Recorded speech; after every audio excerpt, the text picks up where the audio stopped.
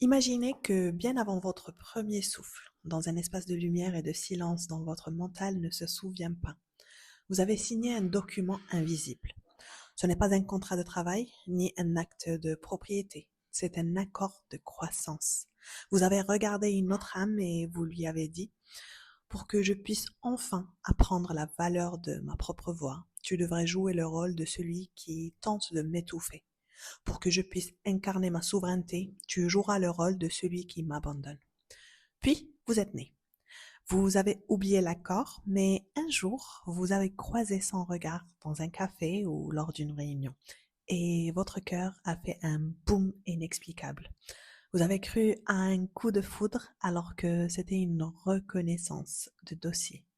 Le rideau se lève, la pièce commence. Et ce que vous appelez drame n'est en réalité qu'une leçon magistrale. Bienvenue dans l'épisode 37 de Trouve ton flow, ton podcast préféré qui t'accompagne pendant tes tâches routinières et transforme ce temps automatique en espace de conscience. Que tu sois en train de marcher, de conduire, de cuisiner à la salle de sport, chez toi ou simplement de respirer entre deux moments de ta journée, cet espace est là pour nourrir l'esprit autant que l'âme. Ici, on parle de psychologie et spiritualité sans les opposer, avec clarté, profondeur et honnêteté. Pas pour fuir la réalité, mais pour mieux l'habiter. Pas pour accumuler du savoir, mais pour se comprendre, se reconnaître et avancer avec plus de présence. Dans cet épisode, on va parler de liens puissants, parfois déroutants, souvent idéalisés. Les contrats d'âme, les contrats karmiques et les relations dites d'âme sœur ou flammes jumelles. Des mots très chargés, parfois mystifiés, parfois, très souvent, mal compris. Vous savez, il y a des rencontres qui ne sont pas des hasards, des liens qui nous bouleversent, nous élèvent, nous brisent. Parfois, ça nous détruit même, ou c'est ce qu'on pense. Mais ces rencontres-là ne nous laissent jamais indemnes.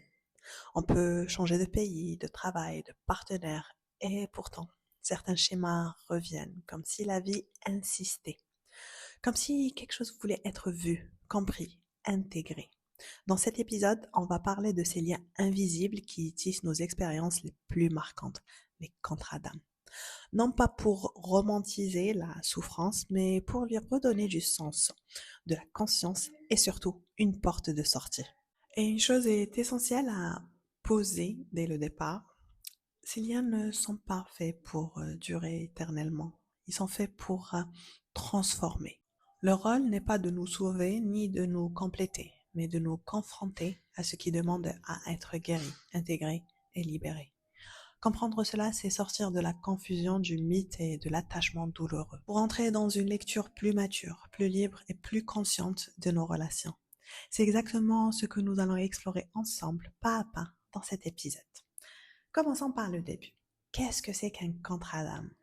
Un contrat d'âme est un accord inconscient ou transconscient que l'âme passe pour vivre certaines expériences qui sont clés d'évolution. Ces contrats ne sont pas des punitions ni des dettes karmiques figées. Ce sont des scénarios pédagogiques. Ils prennent souvent la forme de relations intenses, comme les parents, les partenaires amoureux, les enfants, les mentors, les amis, parfois même les ennemis, très souvent. Leur rôle n'est pas de nous rendre heureux à court terme, mais de nous faire grandir en conscience. Tant que la leçon n'est pas intégrée, le contrat se rejoue, parfois avec des visages différents, mais une énergie similaire. Les schémas répétitifs, à chaque fois qu'on se retrouve dans une situation de déjà vu, comme par exemple les relations amoureuses, on se retrouvait avec la même personne, le même caractère, ou avoir les mêmes débuts, etc. T'as compris. Donc, comment les contrats d'âme nous affectent? Il y a 3 points clés. Le premier point est l'intensité émotionnelle. C'est les relations liées à un contrat d'âme qui sont rarement tièdes. Elles s'activent et elles l'activent fort. Elles révèlent des émotions disproportionnées, comme l'attachement extrême, le rejet, la jalousie, la dépendance, la fascination. Ce n'est pas la personne en face qui est le problème, mais ce qu'elle vient toucher en profondeur. Tu vois la personne que tu as en tête? Eh ben, c'est cette personne. Le deuxième point, c'est la répétition des schémas. Donc, tu peux avoir l'impression de vivre la même histoire encore et encore. Même type de partenaire, même dynamique de pouvoir, même sentiment d'abandon ou d'invisibilité. Le contraint agit comme une boucle tant que la conscience n'a pas pris le relais. Le dire d'une autre manière, on peut appeler ça les schémas répétitifs ou bien les cycles. Commence à observer dans ta vie, les cycles de ta vie, tous les ans. Peut-être tu te retrouvais dans le même endroit ou la même situation ou dans le même schéma répétitif. Après tous les 3 ans, après tous les 5 ans, après tous les 7 ans. Et si tu es branché un peu à astrologie, check ça avec tes cycles et les planètes et leur remplacement. Anyway, so beaucoup de ces expériences ont à voir avec nos contrats karmiques et comprendre un contrat ou un lien ou le traduire en schéma, en manière de penser, en mindset, donc peut nous aider à résoudre cela. Et à chaque fois qu'on upgrade, qu'on a une élévation de conscience, les scénarios changent. Parfois, c'est les mêmes, mais en plus grand. Sauf que la différence est notre approche ou notre état d'esprit, notre niveau de conscience qui nous permet de peut-être voir les répétitions dans les répétitions et agrandir le cycle. Bref, je me suis un peu éloignée sur ce coup. So, above, so below. طلعت فيا les planètes. Redescendons pour parler du troisième point. Le troisième point, c'est le sentiment de destin ou d'évidence. Et beaucoup de personnes décrivent ces liens comme inévitables. C'est comme plus fort qu'eux. C'est presque magnétique. Ou là, c'est aussi de déjà vu, déjà vécu. Toi, je te connais. Des souvenirs oubliés, des flashbacks juste comme ça. Donc, ça peut être aussi fort que ça. Ce n'est pas de l'amour romantique, c'est une reconnaissance énergétique. Mais reconnaissance ne veut pas dire que la relation doit durer éternellement aussi. La différence entre les contrats d'âme et un peu ces liens karmiques, ce qu'on appelle les liens karmiques, les schémas répétitifs, les 3 points dont on vient de parler, le contrat d'âme est choisi avant l'incarnation pour favoriser une expérience de conscience. Alors que le lien karmique, lui, naît souvent d'une mémoire non résolue d'une autre vie ou lignée transgénérationnelle. Le karma n'est pas une punition, mais une inertie énergétique. Là où le contrat d'âme est pédagogue et peut-être court, le lien karmique est beaucoup plus lourd, plus collant et plus dense. Il se manifeste par un sentiment d'obligation, de dette, parfois de sacrifice. On reste non pas par amour, mais par loyauté inconsciente ou peur de rompre quelque chose de plus ancien que soi. Et il y a aussi les âmes sœurs. Les âmes sœurs, c'est des types ou des formats de contrats d'âme. La différence entre les contrats d'âme et un âme sœur, c'est que l'âme sœur est un lien de résonance harmonieuse. Ce sont des âmes avec lesquelles la communication est fluide, rassurante. Elles peuvent être amoureuses, amicales, familiales, même animales, une relation humain-animal. Un contrat d'âme, lui, n'est pas forcément doux. Il peut être chaotique, confrontant, déstabilisant, alors que l'âme sœur nourrit le cœur, tandis que le contrat d'âme éveille la conscience. Les deux peuvent coexister, mais ils n'ont pas la même fonction. Une âme sœur peut rester toute une vie sans créer de drame. Un contrat d'âme, lui, secoue pour transformer. Et le dernier type de contrat ou de schéma répétitif, on peut appeler les flammes jumelles. Encore une fois, la différence entre les flammes jumelles et les contrats d'âme est que la flamme jumelle est souvent idéalisée. C'est mythifié. En réalité, ce type de lien est rare et profondément exigeant. Il agit comme un miroir brutal de toutes les zones non intégrées de l'être. Beaucoup de relations que l'on croit être des flammes jumelles sont en réalité des contrats d'âme très intenses ou des liens karmiques. La différence clé est que la flamme jumelle pousse vers l'autonomie totale et la souveraineté intérieure. Le contrat d'âme, lui, enseigne une leçon précise. Une fois cette leçon intégrée, la relation peut se dissoudre naturellement, sans effondrement spirituel ou sans drame. Pourquoi on confond souvent ces liens? Parce que l'intensité émotionnelle est la même au début.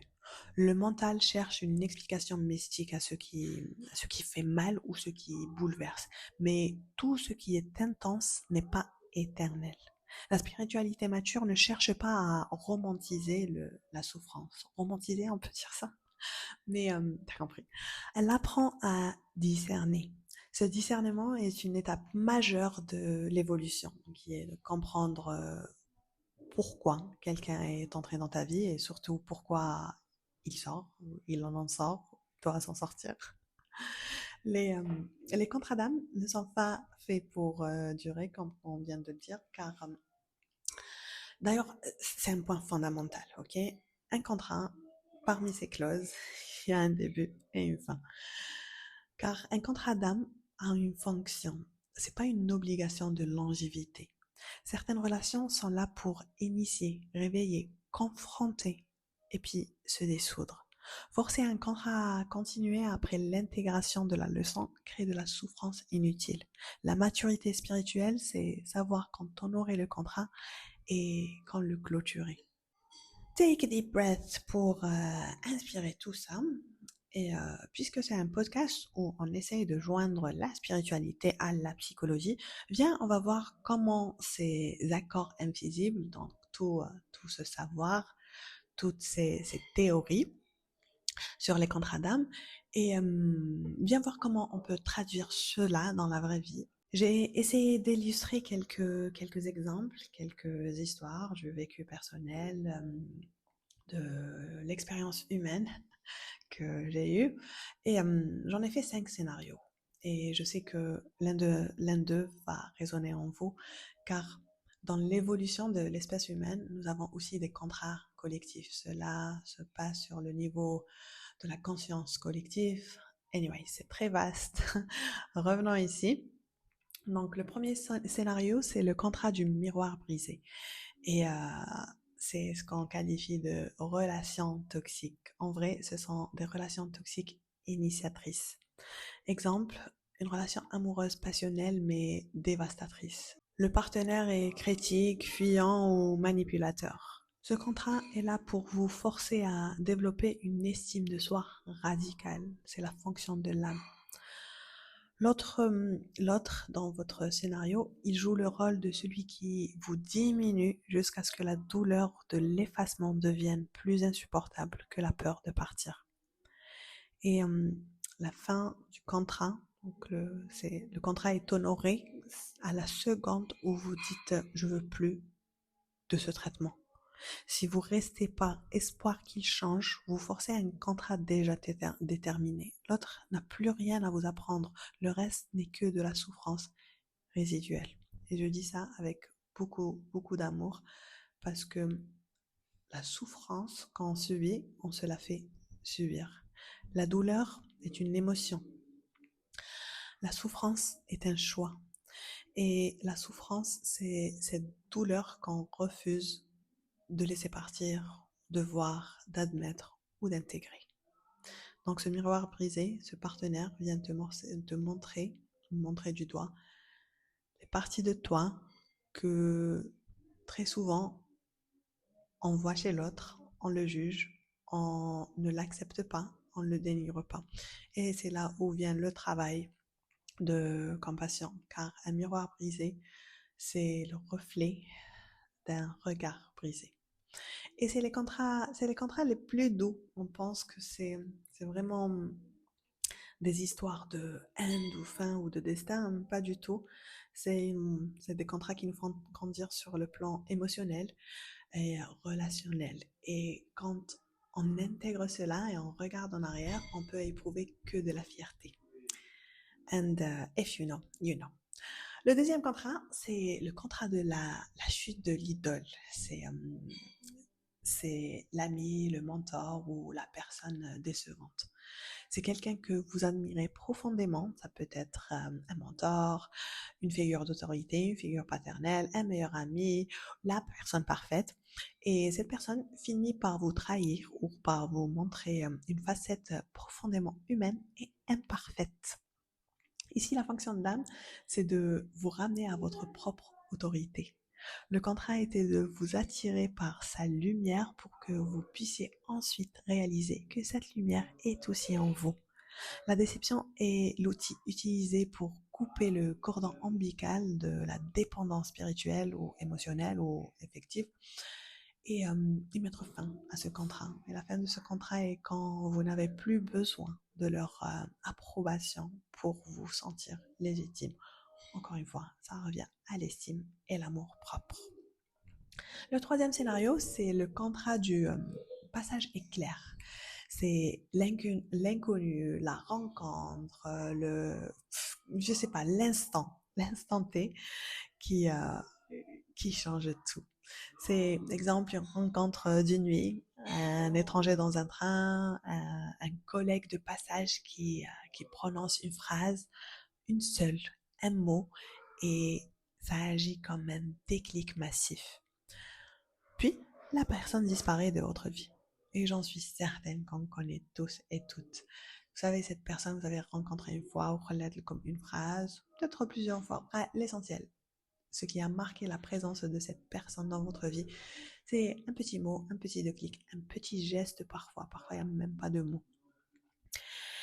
Et, euh, et donc, euh, et donc ces personnes-là, je suis un peu perdue, je suis partie loin dans mes souvenirs. Donc, la fonction de l'âme ici est de servir d'interrupteur de destin. Donc, c'est comme un coup de boost dans notre destinée. Cette âme n'avait pas pour mission de partager votre quotidien ou la vie ou même avoir une relation, mais juste de livrer un message que vous étiez enfin prête à entendre. La fin de ce contrat est immédiate. Après la livraison du message, vouloir revoir cette personne est souvent une erreur de l'ego qui confond le messager avec le message. Le quatrième contrat, c'est le contrat des racines de fer et aussi ce qu'on appelle les parents difficiles. Un parent émotionnellement indisponible, trop exigeant ou absent force l'âme à s'auto-valider. C'est le contrat le plus lourd. L'âme choisit ce terrain aride pour apprendre à puiser l'eau à l'intérieur d'elle-même plutôt que d'attendre l'appui de l'amour paternel. Ce contrat ne signifie pas forcément une rupture de contact, mais une clôture émotionnelle. Elle se produit quand vous arrêtez d'attendre que ce parent devienne ce qui n'est pas. Vous honorez le contrat, vous acceptez la vie, ses cadeaux et ses dents cachées, et en devenant votre propre parent protecteur, votre propre parent intérieur, je parle souvent de cette notion de s'auto-parenter, donc en plus d'avoir l'enfant intérieur, nous avons aussi la capacité à forger le parent intérieur. C'est ces deux aspects de notre psyché où à la fois on est l'enfant avec son vécu, ses souvenirs, mais aussi le parent, cette caregiver, cette personne qui nous donne ce soin, qui nous apporte cet amour, cette présence, et on apprend à développer et déployer cela pour soi. Et donc, en devenant ce propre parent paternel, en devenant votre propre parent paternel, vous honorez le contrat. Voilà, c'était les 4 scénarios où que je voyais se répéter dans la vie et dans mon entourage, avec les personnes que je côtoie dans ma vie personnelle ou professionnelle. Dis-moi si l'un d'eux a résonné en toi ou bien si tu as peut-être un autre scénario à suggérer. Last question serait pourquoi? Pourquoi vouloir comprendre tout cela? Simplement parce que comprendre cela est vital. Quand on comprend que la personne en face est un acteur venu livrer une leçon, on arrête de lui demander d'être autre chose. On ne demande pas à un professeur de mathématiques de nous épouser, à part si vous avez un crash sur votre prof. Bref, ça c'est un cas particulier. Mais généralement, quand on part pour apprendre les maths. On passe un examen et on quitte la classe. Et cette compréhension nous aide à harmoniser nos relations, car il n'y a pas mieux, il n'y a pas de plus grand et plus aimant que d'accepter l'autre tel qu'il est et de lui permettre d'être dans toute sa splendeur et son chaos. Et ça apporte beaucoup de paix aussi. Revenons à la dark side de l'incompréhension de ces contrats qui peuvent causer une souffrance chronique. Et surtout, cette souffrance chronique se manifeste en relation qui vient souvent du fait que nous essayons de transformer un cours de passage en une résidence permanente. Exemple, je te laisse me le donner. Je pense que même en pensant que c'est une résidence permanente, en comprenant cela, en écoutant cela, le fait que tu sois là à entendre ça, cela n'est pas venu dans ton champ de conscience, c'est pour rien. Écoute, il y a tout un monde, tout un univers qui s'est créé juste pour que toi tu puisses entendre ce message. Il y a moi qui est dans toute sa life et son tourbillon et son vortex et cette technologie et cet internet et ce téléphone et ces écouteurs qui nous permettent d'avoir cet échange. Et je dis vraiment que c'est un échange. Alrighty, donc with this, avec ça, je pense qu'on va clôturer cet épisode. J'ai essayé de structurer, mais j'étais bien inspirée, donc c'est parti un peu à gauche, à droite, mais je suis certaine que le message est le haq. Dans cet épisode, on a posé de la clarté là où il y a souvent de la confusion. On a parlé des contrats d'âme comme des accords d'évolution, pas comme des condamnations. On a exploré aussi pourquoi certaines relations nous bouleversent, nous obsèdent, nous transforment. Mais pas parce qu'elles sont faites pour durer, mais parce qu'elles sont faites pour nous réveiller. On a différencié aussi entre les contrats d'âme et des liens karmiques, des âmes sœurs et des flammes jumelles pour sortir des fantasmes spirituels et revenir à une lecture plus juste, plus mature, plus consciente des relations. Les relations qui sont le thème de ce mois de février où nous parlons de la loi spirituelle de la dualité. Et surtout, on a rappelé une vérité essentielle. Comprendre un lien, c'est reprendre son pouvoir. Savoir quand on aurait un contrat et quand le clôturer, c'est un acte de souveraineté intérieure et d'expansion de conscience. Dans le prochain épisode, on ira encore plus loin. On parlera des blessures d'âme, celles qui attirent certains contrats, celles qui se rejouent dans nos relations, celles qui demandent à être vues, accueillies et intégrées. Parce qu'il n'y a pas de relation consciente sans guérison consciente. Si ce podcast ou cet épisode résonne pour toi, si tu sens que quelque chose s'ouvre, que ton regard change, alors je t'invite à passer du concept à l'expérience. Rejoins le 6am Flow Club, un espace de pratique, de présence, de discipline douce et de transformation réelle au quotidien qui se passe depuis le confort de ton salon. Un rendez-vous avec toi-même. Moi, nous, le groupe et les autres profs, tôt le matin à 6h30 du dimanche au jeudi. Les week-ends, c'est à 10h. Il y a aussi des after-work à 19h. C'est des cours de yoga en ligne. Et pas que, il y a de la méditation, du breathwork. Et ça dépend la saison Win Kuno. Il y a parfois des rencontres. Je vous cache pas que c'est un projet caritatif, je tiens à rappeler ça. C'est un abonnement de yoga pour les femmes, mais plus que ça, un mouvement de solidarité que j'ai créé il y a 4 ans peut-être, c'est la 5e année, je ne me rappelle plus. Je suis pas la seule, on est tout un groupe de yoga et de professeurs de yoga. Hello! Et on sera ravis de t'accueillir. Donc, toutes ces informations, le planning, le schedule, un abonnement mensuel, le formateur ou paye ce qui te semble juste. Et ainsi, tu contribueras à des causes humanitaires. Je te laisse le lien dans la description de ce podcast ou cette vidéo. Clique dessus, rejoins le groupe WhatsApp. Clique dessus et viens en signe un contrat conscient, là où nous pouvons t'aider à level up ton bien-être général, ton énergie, ton corps, ton esprit, pas à pas, en vérité et ensemble. Rappelle-toi que ton existence est un cadeau de l'univers. Continue de briller et illuminer le monde autour de toi par ta présence pendant que tu trouves ton flou.